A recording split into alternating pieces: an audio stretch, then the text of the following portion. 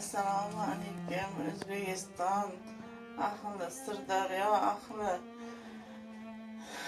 Oltin Farg'ona shaharchasi ahli. Men shunday kasallikka duchor bo'ldim. Insonlar yaxshi, insonlar jigarim og'riydi.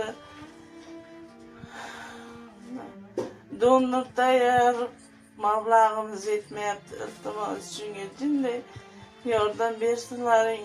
Bolalarim uchun yashashim kerak. Allohim sizlardan iltimos so'rayman. Xudo xohlasa yaxshi bo'lib qolsam, qo'limdan kelgancha hammaga yaxshilik qilishga harakat qilaman. Shuning uchun hozir juda qiynalganimiz uchun murojaat qildim.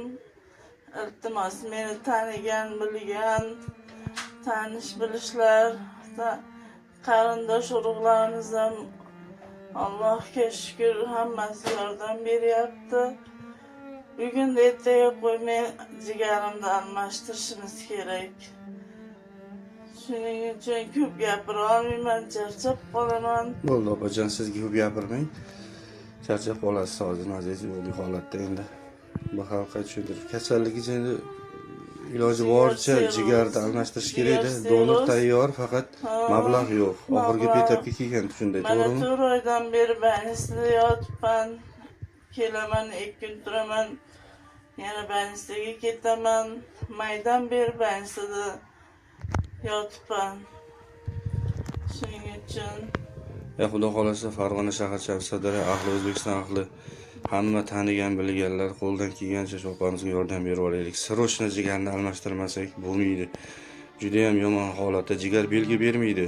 Indamay og'riqsiz nima qilib belgi bermasdan nima qiladi. Shuning uchun iloji boricha mablag' yig'ib sho'pamizga yordam berib olaylar. Saxovatli insonlar, sizlardan iltimos. Juda ham achinarli ahvolda, hozir qiyin ahvolda, puli yo'q. Umuman hech narsa qolmagan, kasallikka bor pulini sarflab bo'lgan. Sizlardan iltimos, tanigan bilganlar qo'llayini kelgancha yordam beringlar. Savob uchun. Yo Rabbim, o'zingga oson ko'par. Boshimizdan olgin tashvishni nari. Yo uni, yo meni etma ilgari.